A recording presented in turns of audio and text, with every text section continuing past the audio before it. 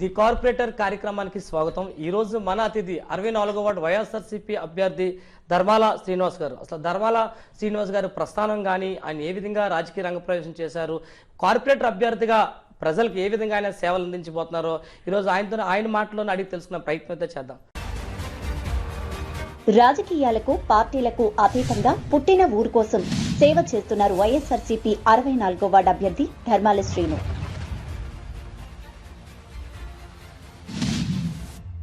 పేదవారికి, కార్మికులకు, మత్స్యకార సోదరులకు కష్టసుఖాల్లో నేనున్నానంటూ ధైర్యమిస్తున్న వైఎస్ఆర్సీపీ 64వ వార్డు అభ్యర్థి ధర్మాల శ్రీను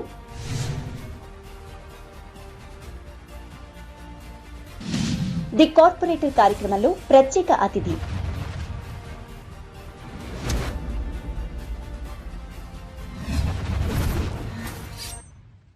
నమస్తే ధర్మాల శ్రీనివాస్ గారు.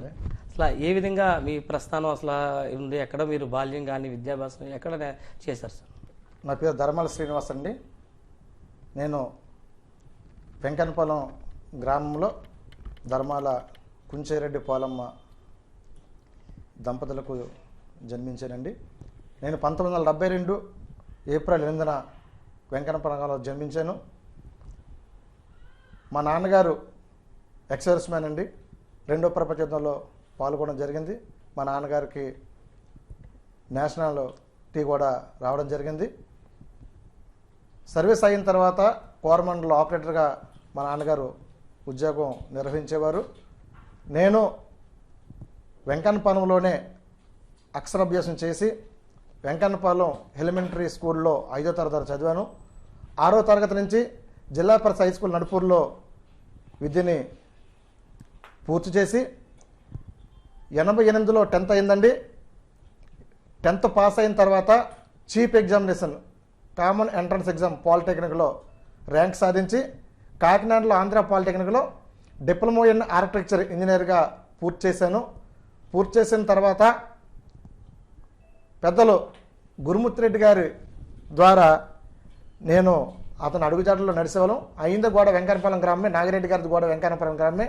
అందరం కూడా గ్రామస్తులు అయినందువలన ఆయన వ్యాపారం చేస్తూ పెద్దలు దోనరాజు గారి శిష్యులుగా ఆయన రాజకీయం ప్రారంభించారు.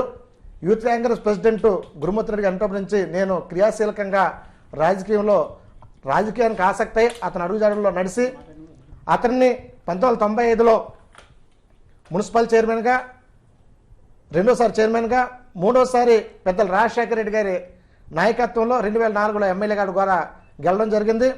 నేను రాజకీయాల పట్ల ఆసక్తి పరిచి ప్రజాసేవ చేయాలన్న ఒక సదుద్దేశంతో పెద్దలు నాగిరెడ్డి గారు కూడా అప్పుడు గురుమూర్తి రెడ్డి గారికి వెన్నుంటుండి గురుమూర్తి రెడ్డి గారి గెలుపులో ఒక కీలక పాత్ర పోషించారు దయాలరెడ్డి గారు, క్రిసల్ దయాలరెడ్డి గారు, నాగిరెడ్డి గారు. మరి నాటి నుంచి నేటి వరకు కూడా రాజకీయాలకి మక్కువతో ప్రజాసేవ చేయాలనే ఒక దృఢమైన సంకల్పంతో నేను ఏదో ఒకటి ప్రజలకు సేవ చేయాలనే ఉద్దేశంతో నేను రాజకీయాల్లోకి రావడం జరిగింది. దరిమిల పెద్దలు నాగిరెడ్డి గారి ఆశీస్సులతో, రాజశేఖర రెడ్డి గారి మీద అభిమానంతో ఆ రాజశేఖర రెడ్డి గారి అడుగుజాడల్లో కాంగ్రెస్ పార్టీతో క్రియాశీలక కార్యక్రమంలో పాల్గొంటూ మరి అలాగే రాజశేఖర రెడ్డి మరణానంతరం కాంగ్రెస్ పార్టీ జగన్మోహన్ రెడ్డి చేస్తున్న అన్యాయాన్ని తట్టుకోలేక జగన్మోహన్ రెడ్డి గారు స్థాపించిన వైఎస్ఆర్ కాంగ్రెస్ పార్టీలో మేము కూడా జాయిన్ అవ్వడం జరిగింది. నాటి నుంచి నేటి వరకు కూడా పెద్దలు నాగిరెడ్డి గారు ప్రభుత్వం, పెద్దలు నాగిరెడ్డి గారు వైఎస్ఆర్ కాంగ్రెస్ పార్టీ అధిష్టానం ఏదైతే పిలుపునిచ్చిందో ఆ కార్యక్రమాన్ని కూడా త్రికరణశుద్ధితో పనిచేసి పార్టీకి అనేక సేవలు చేయడం జరిగింది. ఆ సేవలను గుర్తించి పెద్దలు నాగిరెడ్డి గారు ఎమ్మెల్యే గారు అయిన తర్వాత ఇప్పుడు రానున్న కార్పొరేషన్ ఎన్నికల్లో నాకు 64వ వార్డు వైఎస్ఆర్ కాంగ్రెస్ పార్టీ అభ్యర్థిగా కూడా నన్ను ప్రకటించడం జరిగింది. దానికి నేను చాలా కృతజ్ఞత నాగిరెడ్డి గారికి తెలియజేస్తున్నాను. మరి ఏదైతే నమ్మకంతో నాకు 64వ వార్డు టికెట్ ఇచ్చారో నేను కూడా ఆ యొక్క నమ్మకాన్ని ఒమ్ము చేయకుండా గెలిచి ఈ యొక్క 64వ వార్డుని నాగిరెడ్డి గారికి అంకితం చేస్తానని మీ ద్వారా తెలియపరుచుకుంటూ, నేను ఈ యొక్క అభ్యర్థికే కాకుండా గత 20 సంవత్సరాల నుంచి కూడా మా సరిగ్రామాలైన కొంగపాలెం, వెంకన్నపాలెం, ఈతపాలెం, దిబ్బపాలెం, గంగవారం అన్ని గ్రామాల్లో యువతతో కూడా సన్నిహిత సంబంధాలు చాలా ఉన్నాయి.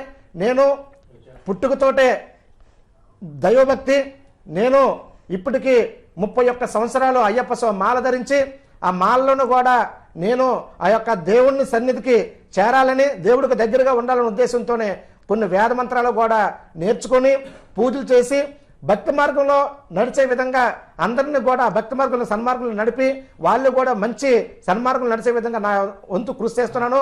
నేను గత 15 సంవత్సరాల నుంచి కూడా శబరిమలలో అన్నదానం చేస్తున్న మా గురువు గారు యామజాల నాగేశ్వరరావు గారికి నాకు తోసినంతట్లో ఆ అన్నదానం కేరళలో శబరిమల ఆంధ్ర నుంచి వెళ్ళిన భక్తులందరూ కూడా ఈ ఆంధ్ర వాళ్ళకి అక్కడ మన ఫుడ్ దొరకదు కనుక వాళ్ళకి కూడా అక్కడ ఎటువంటి ఇబ్బంది పడకూడదని అన్నదానం కార్యక్రమంలో నేను కూడా పాలు పంచుకోవడం జరిగింది. ఈ సంవత్సరం మన ఆంధ్రప్రదేశ్లో శ్రీకాకుళంలో వెలిసి ఉన్న శ్రీ అయ్యప్ప స్వామి వారి స్వయంభూ అయ్యప్ప స్వామి వారి సన్నిధిలో కూడా డిసెంబర్ 15 నుంచి జనవరి 15 దగ్గర అన్నదానం నిర్వహించడం జరిగింది. దానికి నేను నా వంతుగా ఒక 50 బస్తాలు రైసు కూడా అక్కడ పంపించడం జరిగింది. ఇలాంటి దైవ కార్యక్రమాలు చాలా చేస్తున్నాను. మా గ్రామం ఎలవేలు పైన శ్రీ పైడమ్మ వారి ఆలయాన్ని కూడా మా గ్రామస్తుల సహకారంతో నిర్మించడం జరిగింది. దాన్ని కూడా సర్వతోముఖాభివృద్ధిగా తీర్చిదిద్దుతూ భక్తులందరినీ సన్మార్గులు నడిచే విధంగా నేను కృషి చేస్తున్నాను. నాకు సేవ చేయాలని ఒక దృఢమైన సంకల్పం ఉంది. రాజకీయాలతో సంబంధం లేకుండా, రాజకీయం ఉన్నా లేకపోవడం కదా, ఒక మానవగా మంచి సన్మార్గంలో నడిచి ప్రజలందరికీ సేవలు చేయాలనే ఒక దృఢమైన సంకల్పం నాకైతే ఉంది. నేను ఆ గ్రామాలతో ఉన్న సన్నిహిత సంబంధాలతో ప్రజలందరూ కూడా నన్ను బలపరిచి అత్యధిక మెజార్టీతో గెలిపించి పదవులు అయినప్పుడు చేస్తున్నాను, పదవి ఉన్నప్పుడు కూడా ఇంకెన్నో సేవలు చేయాలనే దృఢమైన సంకల్పం నాకైతే ఉందని మీ ద్వారా తెలియపరుస్తున్నాను. మీ వార్డు పరిధి అంత, మీ వార్డు పరిధి, మీరు ఇక్కడే పుట్టాను ఇక్కడే పెరిగా అంటున్నారు. మరి ఈ వార్డులో మీ కుటుంబ సభ్యులు కానీ మీ స్నేహితులతో కానీ మీ సంబంధాలు ఎలా ఉంటాయి? అసలు వార్డు పరిధి ఎంత ఉంటుందండి? గత పాత 50 వార్డు అయితే గాజువాక పెట్రోల్ బంక్ నుంచి గంగవరం వరకు ఉందండి. ఇప్పుడు పాపులేషన్ అప్పటికే మరి 34,000 ఓట్లు. పాపులేషన్ పెరగడం వల్ల డీలిమిటేషన్లోని నా వార్డుని 2 వార్డులుగా చేయడం జరిగింది. ఇప్పుడు దిబ్బపాలెం, గొడ్డువానపాలెం పార్టు, ఈతపాలెం, కొంగపాలెం, వెంకన్నపాలెం, సత్యనారాయణపురం, అరుణచనపుర కాలనీ, గంగవరం, యారాడ అంతా కలిసి 24,500 ఓట్లండి. ఇది కొత్తగా ఒక వార్డుని ఏర్పాటు చేశారు. ఫస్ట్ నుంచి కూడా మా వార్డులో రాజకీయ చైతన్యం కలిగిన వార్డు. ఎందుకంటే అక్కడే పెద్దల నాగిరెడ్డి గారు కూడా విలేజ్ అడ్మినిస్ట్రేషన్ ఆఫీసర్గా పనిచేయడం జరిగింది. పెద్దలు దయాల్ రెడ్డి గారు సర్పంచ్గా పనిచేయడం జరిగింది. ఈ యొక్క వార్డు నుంచి పులి జనరల్గా మేయర్ అవడం జరిగింది. మరలాగే ఇదే వార్డులోని గురుమూర్తి రెడ్డి గారు 2 సార్లు చైర్మన్, ఒకసారి ఎమ్మెల్యేగా గెలవడం జరిగింది. మరి అదే వార్డు నుంచి పెద్దలు నాగిరెడ్డి గారు కూడా గెలవడం జరిగింది. ఇది మంచి పలుకుబడి ఉన్న గ్రామం. ఎందుకంటే పెద్దలు ద్వానరాజు గారు, రాజశేఖర రెడ్డి గారికి వెంకన్నపాలెం అంటే అప్పుడు విశాఖపట్నం ముఖ్యత్రంలో ఒక ప్రముఖ స్థానం కలిగిన వార్డు ఏదంటే పాత 50 వార్డు, ఇప్పుడు 64 వార్డు. ఎందుకంటే అందులో మంచి నాయకులుగా పుట్టిన గ్రామం వెంకన్నపాలెం. దానివల్ల అందరికీ కూడా సుపరిచితం ఆ గ్రామం. అంటే ఇప్పుడు దిబ్బపాలెం కూడా మీ వార్డులోకి వచ్చింది. దిబ్బపాలెం అంటే సాధారణంగా మత్స్యకారులు అందరూ కూడా ఎక్కువగా ఉంటారు. మరి మత్స్యకారులు కూడా గతంలో ప్రజారాజ్యం పార్టీకి కానీ జనసేన పార్టీకి కానీ దగ్గర ఉంటారు అభిమానులు అన్నారు. మరి అటువంటి మత్స్యకారులు, అటువంటి అభిమానులు మరి మీరు ఏ విధంగా మీరు దగ్గర చేసుకున్నారు? అంటే మేము కూడా విన్నాం మీతో ఎక్కువగా ఆ గ్రామంలో కార్యక్రమాలు చేయడం అనేది. మరి ఏ విధంగా మీరు దగ్గర చేసుకున్నారు వాళ్ళని? నేను పుట్టింది వెంకన్నపాలెం అయినా ఎక్కువ పెరిగి ఉండేది మత్స్యకార సోదరులతోనే. నన్ను వెంకన్నపాలెం ధర్మాల శ్రీ అంటారు, గంగవరం ధర్మాల శ్రీ. ఎందుకంటే నేను రెడ్డి కుటుంబంలో పుట్టినప్పుడు కూడా నేను మత్స్యకార సోదరులతో ఎక్కువ అవినాభావ సంధాలు వాళ్ళతోనే ఉంటుంటాను. పోర్టు విషయాల్లో కూడా నాగిరెడ్డి గారు గురుమూర్తి రెడ్డి గారు ఎమ్మెల్యేగా ఉన్నప్పుడు వాళ్ళతో కలిసి వాళ్ళ పోరాటంలో కూడా నేను పాల్గొనడం జరిగింది. ఎందుకంటే ఒక మానవుడిగా పుట్టినందుకు తగిన పక్క మానవుడికి సాయం చేయాల ఉద్దేశంతో, వాళ్ళ హక్కులు కాపాడాలనే ఉద్దేశంతో మరి నేను గెలిచినట్లయితే ఈ గంగవరం పోర్టు కార్మికులు ఏదైతే ఎదుర్కొంటున్నారో ఆ సమస్యలన్నింటిని కూడా పెద్దలు నాగిరెడ్డి గారి ద్వారా ఇక్కడికి మన పరిపాలనా రాజధానిని కూడా ప్రకటించడం జరిగింది. 1-2 నెలల్లో పెద్ద జగన్మోహన్ రెడ్డి గారు కూడా ఇక్కడికి వస్తారు. ఏదైతే పేద ప్రజలు బాగే నా శ్రేయస్ అని జగన్మోహన్ రెడ్డి అనుకుంటున్నారో ఈ ప్రజల సమస్యలు కూడా అతని దృష్టికి తీసుకెళ్ళి, ఎందుకంటే ఈ యొక్క రాష్ట్రంలో అధికారంలో ఉన్న పార్టీ వైఎస్ఆర్ కాంగ్రెస్ పార్టీ, దాని ముఖ్యమంత్రి జగన్మోహన్ రెడ్డి గారు, ఇక్కడ కూడా వైఎస్ఆర్ కాంగ్రెస్ పార్టీ ఎమ్మెల్యే నాగిరెడ్డి గారు, ఈ వార్డులోనూ కూడా వైఎస్ఆర్ కాంగ్రెస్ పార్టీగా నన్ను గుర్తిస్తారని నమ్మకం ఉంది. గుర్తించినట్లయితే ఎమ్మెల్యే గారు వైఎస్ఆర్ కాంగ్రెస్ పార్టీ, జగన్మోహన్ రెడ్డి గారు వైఎస్ఆర్ కాంగ్రెస్ పార్టీ, అన్ని కూడా ఒకే పార్టీకి చెందినైతే ప్రభుత్వం కూడా మాదే కనుక ఈ సమస్యలను పరిష్కరించడానికి చాలా ఈజీగా ఉంటుంది. ఇతరత్ర పార్టీల విషయానికి వచ్చేటప్పటికి ఇక్కడ పవన్ కళ్యాణ్ గారు ఎలక్షన్లో 2 సార్లు వచ్చి ఈ గంగవరం పోర్టు కార్మికులు ఎత్తుకున్న కాలుష్యాన్ని నిర్మూలిస్తారని చెప్పడం జరిగింది. ఓడిపోయారు. ప్రజలు కూడా ఎంత సినోవరైనా ప్రజలకి దగ్గరగా ఉన్న నాయకుని అనుకుంటారు తప్ప ప్రజలకు దూరంగా ఉన్న నాయకుని అయితే ఎన్నుకోరు. నువ్వెక్కడో హైదరాబాద్లో ఉండి ఏదో నీకు తెలివచ్చి గుర్తొచ్చేటప్పుడు ఒక స్టేట్మెంట్ ఇస్తే నమ్మడానికి ప్రజలు సిద్ధంగా లేరు. ఎక్కడైతే ప్రజలతో మమేకమై ప్రజానాయకుడు అనేటప్పుడు ప్రజల సమస్యలు పట్టించుకొని ప్రజల మధ్యలో ఉంటాడో వాడే నాయకుడు తప్ప ఏదో అక్కడెక్కడ తిరిగేసి ఏసురు నుండి గుర్తొస్తప్పుడు షూటింగ్లు తీసుకొని గుర్తులేని ఇంట్లో పడుకున్న నాయకుని అయితే ఎన్నుకోరని గత ఎలక్షన్లో మనం చూసాం. నీకు పెద్ద సామాజిక వర్గం అయినా నువ్వు మంచి సినీ హీరో అయినా కూడా 20,000 మెజార్టీతో నేను ఓడించారంటే నీకు ఎంత పాపులారిటీ ఉంది అక్కడ తెలిసిపోతుంది. ఈ మత్స్యకార సోదరులు నేను చెప్తున్నాను, నీకు సినిమా చూడడానికి అభిమానులు తప్ప నన్ను మాత్రం బాగా గుర్తిస్తారు. గంగవరంలో మాత్రం గతంలో పవన్ కళ్యాణ్కి 4,000 మంది వచ్చాయి. దానికి కన్నా ఒక్కోటి నాకు ఎక్కువ వస్తుందని నేను నమ్ముతున్నాను. ఎందుకంటే 20 సంవత్సరాల నుంచి కూడా ఆ యొక్క కుటుంబాలతో నాకు సన్నిహిత సంబంధాలు చాలా ఉన్నాయి. నన్ను నమ్ముతారు. నీ వెనకాల తిరిగినప్పటికీ కూడా నాకే ఓటేసి నీకన్నా ధర్మాల శ్రీకే పట్టుందని గంగవారం నిరూపిస్తారని నా మత్స్యకార సోదరులు నేను నమ్ముతున్నానండి. అంటే మీరు కార్పొరేటర్ అయిన తర్వాత ఎమ్మెల్యే గారితో కలిపి సమస్యలన్నీ తీరుస్తూ ఉంటారు. అయితే ఎటువంటి సమస్యలు వార్డులు ఇప్పటివరకు మీరు గుర్తించారు? ఏమైనా సమస్యలు గుర్తించారా? మేము నాగిరెడ్డి గారు ఎన్నికలకి గంగవరం గ్రామానికి వెళ్ళేటప్పటికి గంగవరం ప్రజలందరూ కూడా 6 సంవత్సరాల నుంచి 60 సంవత్సరాల వరకు అందరూ కూడా మాకేమీ చెయ్యొద్దండి, ఈ గంగవరం పోర్టు నుంచి వెలువడుతున్న కాలుష్యం తీరి మా పిల్లలు అనారోగ్యానికి పారవుతున్నారు, చాలని జీతాలతో సతమతం అవుతున్నాం, ఈ యొక్క కుటుంబాన్ని గడుపుకోవడానికి దిక్కుచోతన స్థితిలో ఉన్నప్పటికీ ఈ యొక్క రోగాలతో హాస్పిటల్కి తీసుకెళ్లడం కూడా లేని పరిస్థితులు ఉంది, మా గ్రామాన్ని ఇక్కడి నుంచి తరలించండి అంటే పెద్దలు నాగిరెడ్డి గారు ఎన్నికల ప్రచారం కోసం పెద్దలు జగన్మోహన్ రెడ్డి గారు గాజువాకు వచ్చేటప్పటికి ఈ సమస్యను తీసుకెళ్ళాం. జగన్మోహన్ రెడ్డి దృష్టికి తీసుకెళ్తేప్పుడు సానుకూలంగా స్పందించారు.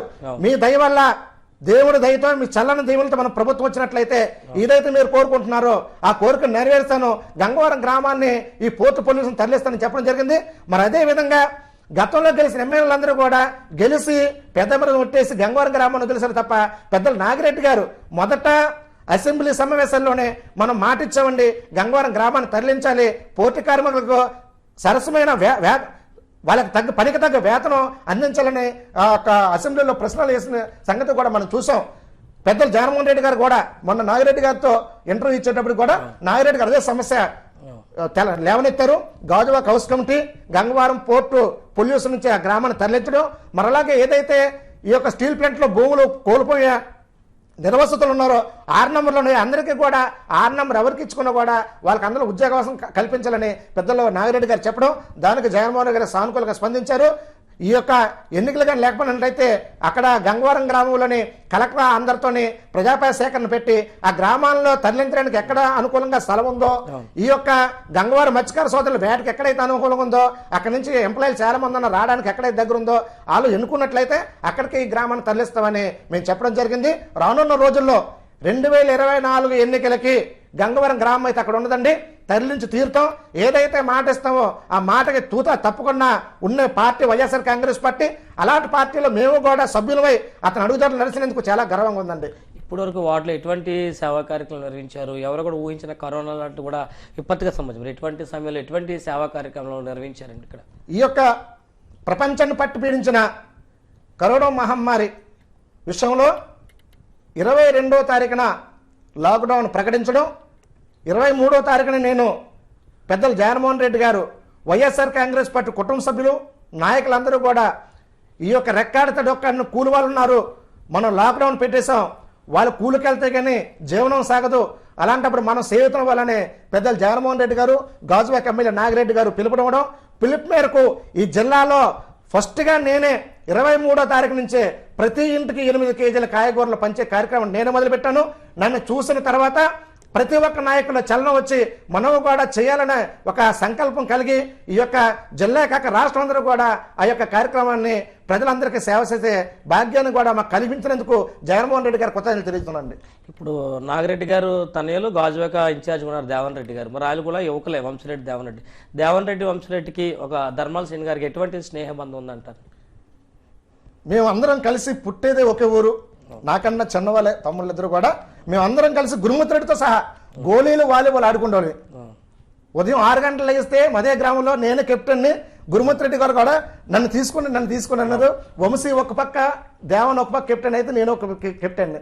గురుమూర్తిరెడ్డి మా టీంలో ఆడేవారు. అందరం కలిసి వాళ్ళది తిప్పల ధర్మాలు అయినప్పుడు కూడా అంత గ్రామం కలిసి ఒకే కుటుంబంలో ఉండేవాళ్ళం. ఫస్ట్ నుంచి కూడా నాకు సుమారు 50 సంవత్సరాలు ఉన్నప్పటికీ వాళ్ళకి కూడా 43-44 సంవత్సరాలు.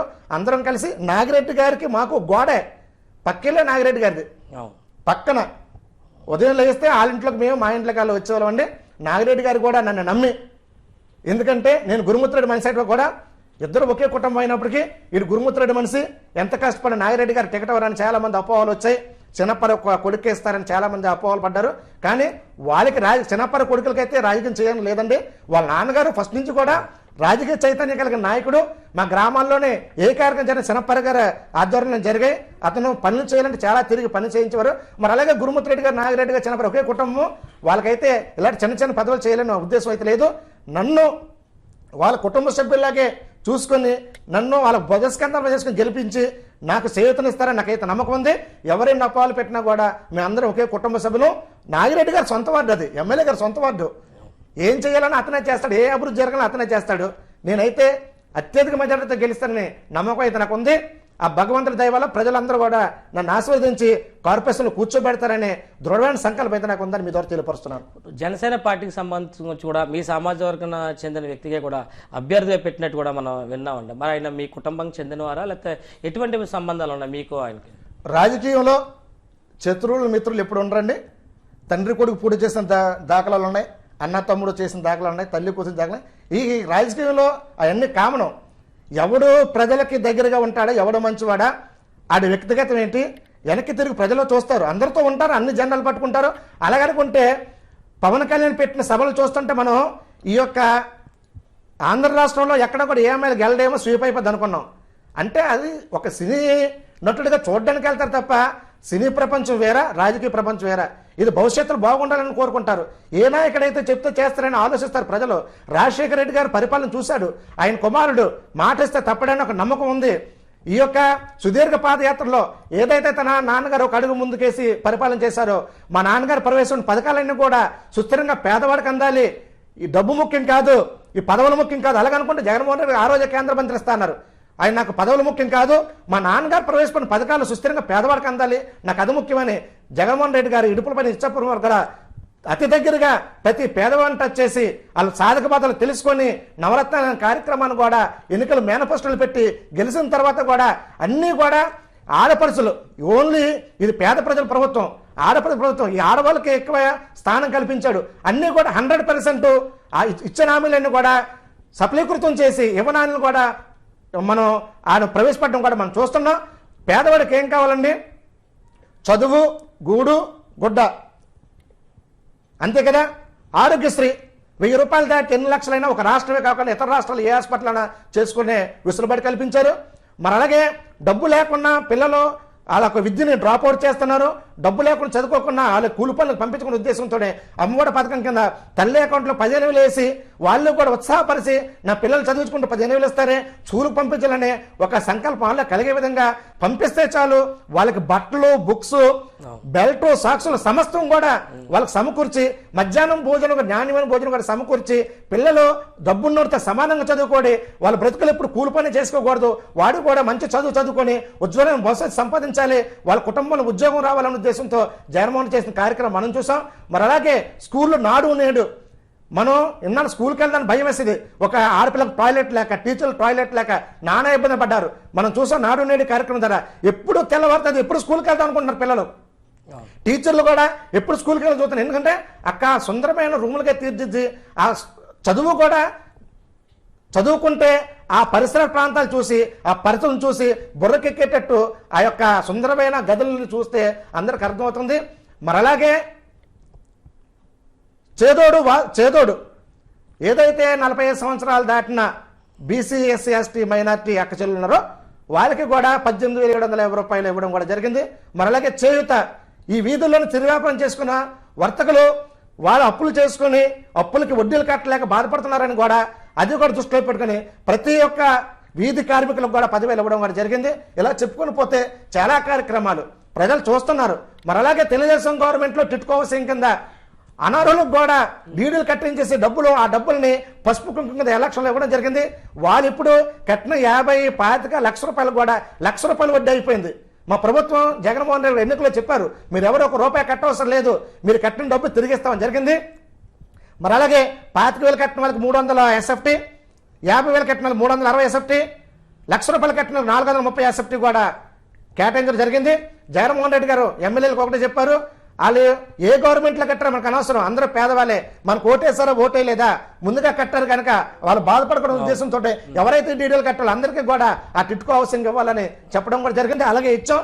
₹1,00,000 కట్టిన 50,000 తిరిగి ఇచ్చేస్తున్నాం, 50,000 కట్టిన 25,000 తిరిగి ఇస్తున్నాం, 25,000 కట్టిన 25,000 తిరిగి ఇచ్చేస్తున్నాం. మన ప్రభుత్వం పేదల ప్రభుత్వం, వాళ్ళు బాధపడకూడదు, గూడు ఇల్లు సమకూర్చాలన్న ఒక దృఢమైన సంకల్పం ఉంది చేస్తున్నారండి. నా వార్డులో పెద్దలు నాగిరెడ్డి గారు ఎమ్మెల్యేలు కలిసిన తర్వాత ఎన్నో సంవత్సరాల నుంచి ఉన్న సమస్యలన్నీ కూడా రోడ్లు డ్రైన్లు కూడా 1,80,00,000తోనే శంకుస్థాపన పనులు కూడా పూర్తి చేయడం జరిగింది. మళ్ళీ ఇప్పుడు 83 లక్షలు టెండర్లకి పిలుస్తున్నాం. రానున్న రోజు ఇంకా 29 కోట్లు కూడా ఇచ్చారు. అవి కూడా దశలవారీగా పరిష్కారం చేసి ప్రజల ముందు ఉంటారు మీ ద్వారా తెలియపరుస్తున్నాం. ఇన్ని సంక్షేమ పథకాలు ఇన్ని అందించినా కూడా ప్రతిపక్షాలు ఆరోపిస్తున్న పరిస్థితి, ఎక్కడ కూడా అభివృద్ధి జరగలేదు, ఏమీ చేయలేదు, ఊరికే డబ్బులు వేసేస్తున్నారంటూ కూడా ఆరోపిస్తున్నారు. ఈ ఆరోపణలను ఎలా చూస్తారు మీరు? అమ్మ పెట్టదు అడుగుతున్నాను, అవదు పెట్టిన పెట్టిన వాళ్ళ. ఇప్పుడు రాజకీయం అంటేనే ఏదో ఆరోపణ తేవాలా, మనం మాట్లాడే కూడా కాదు. ప్రజల్లోకి వెళ్తే ప్రజల్లో నాడు ఎలాగుందో వాళ్ళ మనోభావాలు ఎలాగుందో మనం తెలుసుకోవాలా. మేము ధైర్యంగా వైఎస్ఆర్ కాంగ్రెస్ పార్టీ ఉన్నందుకు ధైర్యంగా రాత్రి పిలిచినా అర్ధరాత్రి పిలిచినా ఉదయం పిలిచి ఎప్పుడు పిలిచిన వెళ్తున్నాం. ఎందుకంటే మేము చేసాం, చేసి చూపించాం. వాళ్ళు కూడా ఇలాంటి నాయకత్వం మాకు కావాలండి. పెద్దలు జగన్మోహన్ రెడ్డి గారు 10 కాలాల పాటు ముఖ్యమంత్రి ఉండాలని అనుకుంటున్నారు. ఇలాంటి ప్రతిపక్షాలు ఎన్ని అనుకున్నా కూడా ప్రజల్లోనే ఈ పార్టీకి దృఢమైన సంకల్పం ఉంది, మంచి బలం ఉంది. ఈతపై కాకుండా పెద్దలు నాగిరెడ్డి గారు, జగన్మోహన్ రెడ్డి గారు, నాగిరెడ్డి గారి కుటుంబం కానీ జగన్మోహన్ రెడ్డి కానీ 25-30 సంవత్సరాలు ఇక్కడ ఎమ్మెల్యేగా అక్కడ ముఖ్యమంత్రిగా చూస్తారని ఆశ అయితే మాకుందండి.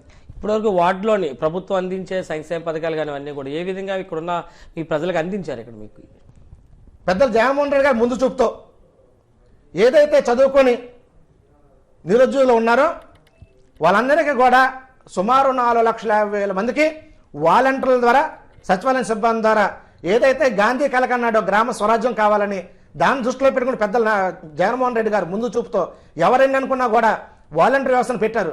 ఆ వాలంటీర్ వ్యవస్థ ఎంత ఉపయోగపడిందో మనం చూసుకుంటున్నాం. 135 కోట్ల జనాభా గల భారతదేశం ఈ కరోనా నుంచి కొన్ని కోట్ల మంది చనిపోతారని ఇతర దేశాలు అందరూ అనుకున్నారు. కానీ పెద్దలు మోడీ గారు, జగన్మోహన్ రెడ్డి గారు ముందు చూపుతో ఈ యొక్క లాక్డౌన్ పెట్టి వాలంటీర్ల ద్వారా ఎవరింట్లో ఎంతమంది ఉన్నారు, ఎక్కడెక్కడ నుంచి ఎంతమంది వస్తున్నారు, వాళ్ళు కొత్త వాళ్ళ కాదా, ఎవరికి జబ్బు ఉందని అరికట్టే బాధ్యత వాలంటీర్లుగా తీసుకున్నారు. ఈ యొక్క వాలంటీర్ వ్యవస్థని జగన్మోహన్ రెడ్డి గారు ముందు చూపుతో పెట్టారు. ఇలాగే మనం కూడా పెట్టాలని ప్రతి రాష్ట్ర ముఖ్యమంత్రి మన రాష్ట్రం చూస్తున్నాడు. పెద్దలు జగన్మోహన్ చేసిన సంగతి మనందరం చూసాం. మరి అలాగే ఎవరికైనా జ్వరం వస్తే ఎక్కువ టెస్టులు చేసిన ప్రభుత్వం కూడా ఆంధ్ర రాష్ట్ర ప్రభుత్వమే. మనం పేపర్లో చూసాం, టీవీలో చూసాం. పెద్దలు మోడీ గారు కితాబు ఇచ్చారు. అతి చిన్న వయసులో సంవత్సరంన్నర కాలంలోనే 4-5 దఫాలు చేసిన ముఖ్యమంత్రుల కన్నా బాగా పరిపాలన చేసిన ముఖ్యమంత్రిగా ఈ యొక్క 28 రాష్ట్రాల్లో 3వ స్థానం జగన్మోహన్ రెడ్డి గారు ఇచ్చారంటే ఆయన పరిపాలన ఏమాటదో మనకి చూస్తున్నాం, మనం చదువుతూ ఉన్నాం. పెద్దలు మోడీ గారు కూడా ఈ యొక్క రాష్ట్రాన్ని 3వ ముఖ్యమంత్రి ప్రకటించడం చాలా హర్షించదగ్గ విషయాన్ని మీ ద్వారా తెలియపరుస్తున్నాను. ఇప్పుడు ఏదైతే అరెస్టులు జరుగుతున్నాయి అన్నీ కూడా కావాలని చేస్తుంది ప్రభుత్వం అంటూ కూడా ఆరోపిస్తున్న పరిస్థితి, మరి ఈ అరెస్టులు అన్నట్లు కూడా ఎలా చూస్తారు మీరు? ఈ యొక్క అబద్ధాలన్నీ తేడతలం అవుతున్నాయి కదండి, చూస్తున్నాం.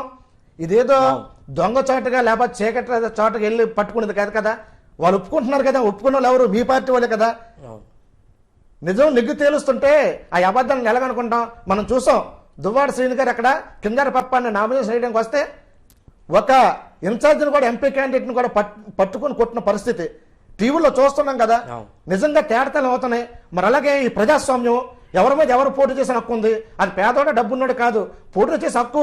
పోటీ చేయాలని మీ యొక్క షాడో ఎవరైతే స్టేట్ ఎలక్షన్ కమిషన్ చైర్మన్ ఉన్నారో అతనే చెప్పి పోటీ చేయాలని.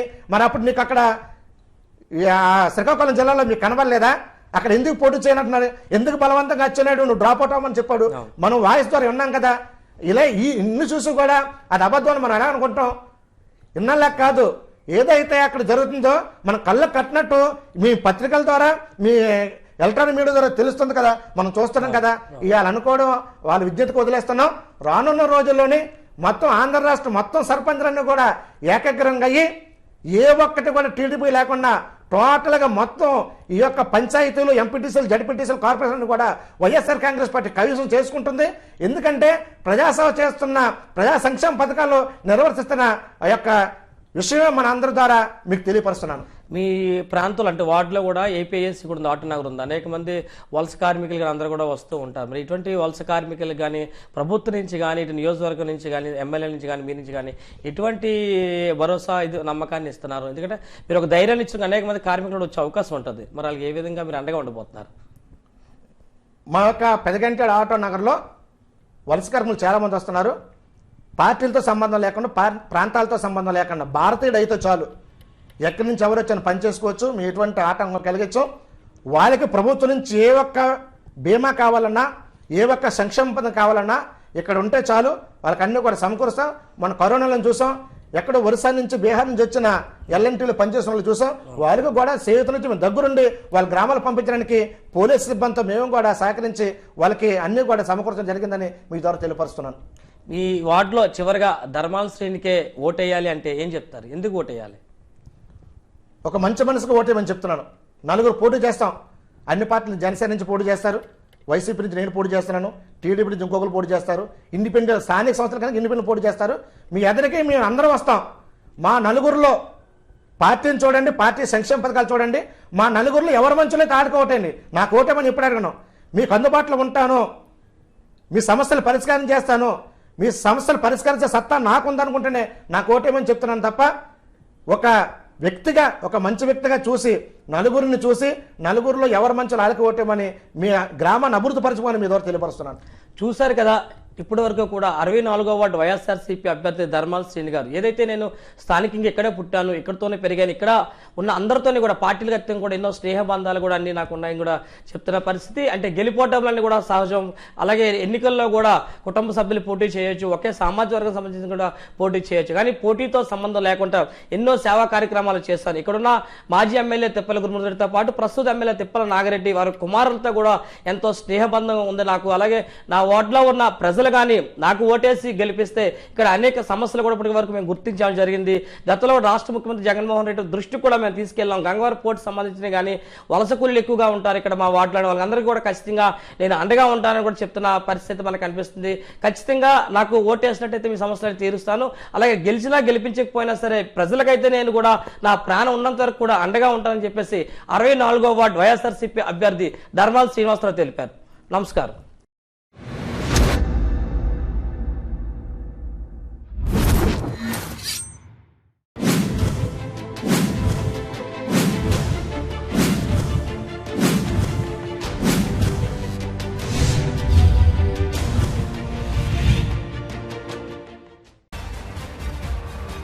రాజకీయాలకు పార్టీలకు అతీతంగా పుట్టిన ఊరు కోసం సేవ చేస్తున్నారు వైఎస్ఆర్సీపీ 64వ వార్డు అభ్యర్థి ధర్మాల శ్రీను.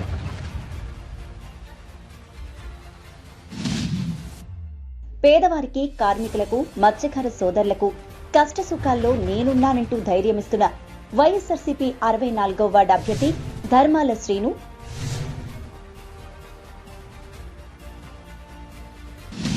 ది కార్పొరేటర్ కార్యక్రమంలో ప్రత్యేక అతిథి.